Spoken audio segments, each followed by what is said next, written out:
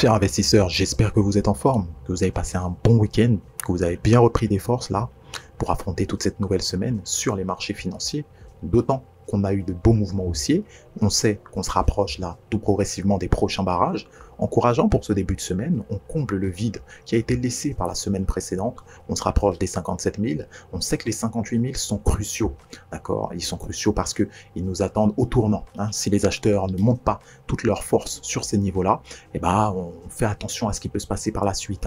Sur cette unité de temps hebdomadaire, vous le savez très bien que chaque bougie représente une semaine d'évolution du prix. Donc actuellement, c'est bien parti. Pour ce qui est d'Ichimoku, on a globalement toujours cette tendance haussière qui se maintient.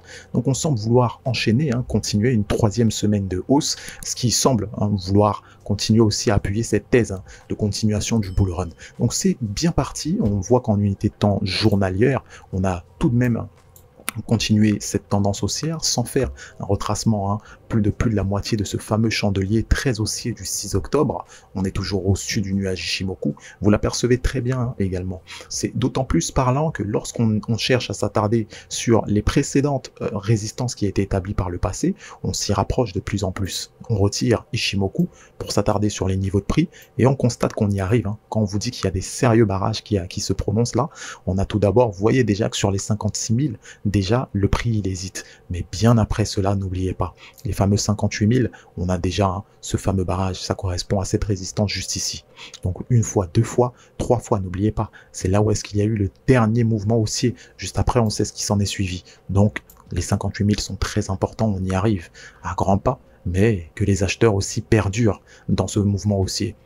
C'est aussi très important de constater que la journée d'hier, tout de même, se clôture sous une forme de doji, d'accord? Un doji, c'est-à-dire qu'on a eu de la force, pas mal de force haussière, mais qui a été perdue dans la foulée pour ensuite clôturer sous une forme baissière. Ça sous-entend que on a eu quand même un affaiblissement en fin de journée des acheteurs, mais globalement qui semble vouloir être invalidé par le début de cette journée. À proprement dire, la séance européenne n'a pas réellement commencé et on est là actuellement dans le rattrapement de toute cette hausse qui a été perdue. Donc ça, c'est pour ce qui est de l'état des lieux en unité de temps journalière. Mais si on s'y attarde, on essaye d'aller bien plus bas.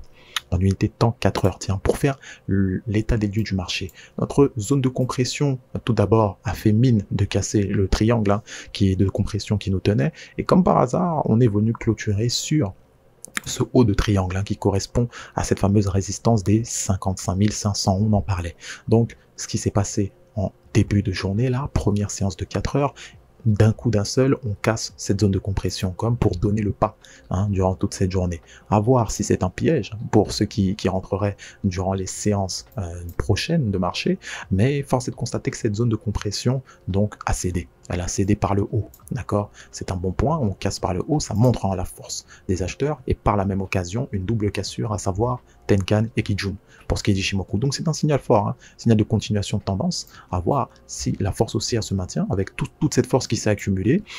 On sait qu'il y a pas mal de sous à aller chercher, à chaque fois que vous voyez l'ensemble des sommets se former, c'est qu'il y a des sous juste en dessous, ok? Donc il faut faire attention, on garde ça en tête, on n'oublie pas du tout, mais on met aussi en lumière ce que le marché nous montre, c'est-à-dire une force haussière totale. Donc ça se poursuit, on l'a spécifié, et tant qu'on poursuit et qu'on fait des plus hauts, la tendance haussière n'est pas remise en cause. Mais ce qu'on cherche à observer tout particulièrement, c'est comment il se comporte lorsqu'il arrive sur des niveaux forts. Et là on le sait, c'est lesquels? C'est ceux des 57 000, 58 000. On observe le prix sur ces niveaux-là. Si on observe moindre signe d'hésitation, déjà il y a de la prudence pour ce qui est du trading pur, d'accord?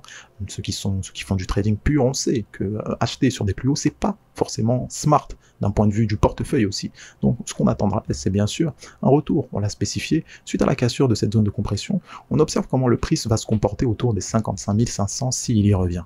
Et si on observe des signaux de rebond sur ces hauts, sur cette zone de support, qui était donc par le passé une résistance, et ça soutient une bonne petite opération qui semble vouloir se dessiner. Donc un scénario tout à fait possible, puis on observe vraiment une faiblesse du prix, une faiblesse des acheteurs qui semblent vouloir donc invalider cette cassure.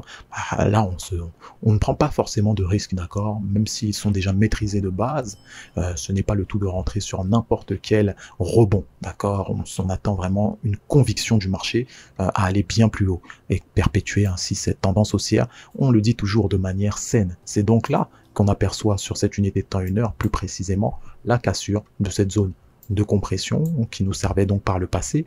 On essaye de voir tout cela en détail, ok? on essaie aussi d'apercevoir que on a eu cette fameuse fausse cassure hein, là en fin de journée hein, hier. Donc ça s'est soldé par un magnifique doji. Bon, force est de constater qu'on a créé des plus hauts là actuellement. Ça fait depuis pas mal de temps. On est tout juste hein, sur le haut de cette mèche. C'est pas un hasard, d'accord. Toutes ces mèches là que vous voyez, c'est de la compression dans les unités de temps inférieures. Mais on s'arrête sur l'unité de temps 1 heure justement hein, parce que c'est un premier pas vers l'analyse multi-unité de temps. Bien sûr qu'il faudra aller bien plus en profondeur pour extirper toutes les informations du marché, mais globalement ce qu'il en ressort là pour le Bitcoin, c'est assez parlant. Poursuite d'une tendance haussière qui semble continuer, mais on cherche à l'observer sur des hauts de marché. Le Bitcoin est très important, mais aussi l'Ethereum, d'accord.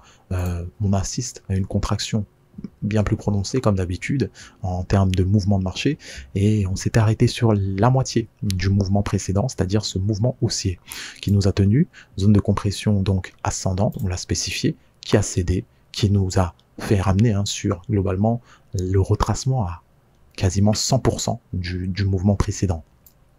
On voit très bien pour ceux qui ne saisissent pas complètement l'objet, d'accord, de c'est le fait d'étudier les mouvements. Eh ben, on trace, d'accord, un Fibonacci. Lorsque vous avez un mouvement haussier, le tout c'est de voir comment il retrace, d'accord. On l'a spécifié déjà hier, on avait retracé hein, globalement durant les précédents jours la moitié de ce mouvement précédent. Hier, on a eu également un test au sein des 0,5 qui sont au sein de ce Fibonacci. Donc la moitié du mouvement précédent haussier. Voici qu'on a allé chercher les 23,6. Bah, le prix n'a pas voulu faire de plus haut, hein. Contrairement au Bitcoin. Et ben là, l'Ethereum a vraiment retracé. D'accord, on a retracé plus de la moitié du mouvement précédent. Et ainsi dire, pour ainsi dire, on s'est rapproché de la centaine de pourcents.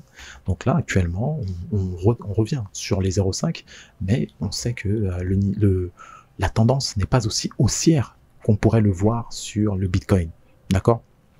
Donc ça, c'est un premier point.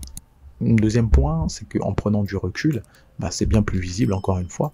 Les achats à chercher se feront bien plus bas, hein. Comme d'habitude, on attendrait, parce qu'il y avait un signal qui a été donné tout juste là, autour des 100% hein, du mouvement précédent, c'est-à-dire l'ouverture hein, et la clôture, hein, autour du 6 octobre, vers 10 h du matin. C'était en soi en début de cette journée, donc pour ceux qui ne sont pas réveillés, il est vrai que ce type d'occasion n'était pas facile à saisir. Tout de même, vous savez que là, le fait est qu'on rebondit dynamiquement, encore une fois, sur ce nuage Ishimoku. Pour ce qui est de l'unité de temps 4 heures, on attendrait une double cassure de la même manière que l'on a eu ça sur le Bitcoin. Ça serait plus encourageant parce qu'on sent tout de même un affaiblissement des acheteurs sur Ethereum. D'accord, ça montre hein, vraiment que la force est bien plus sur le Bitcoin en ce moment que sur Ethereum. Donc on suit ça de très près, d'autant qu'en unité de temps journalière, ce n'est pas un doji qu'on a eu comme sur le Bitcoin, mais c'est bien sûr un bon chandelier baissier, hein, quand même, d'accord. Chandelier baissier qui est clair tout de même. Donc on fait attention à ça. Pour ce qui est de l'Ethereum face au dollar, la pression qui est baissière, bah, ne donne pas trop envie de trader, ne donne pas un marché assez rempli d'opportunités. Donc là, le doji, ça parle aussi de lui-même, hein, on était temps hebdo. Donc on fait attention à ça. Bitcoin plutôt haussier, Ethereum un peu moins. Bah, nos deux marchés donc prêtent davantage d'opportunités aux leaders. D'accord, on va suivre tout ça de très près comme d'hab. Le tour du marché est fait. Prenez soin de vous, de vos finances et nous, on se retrouve à la prochaine. Bye bye.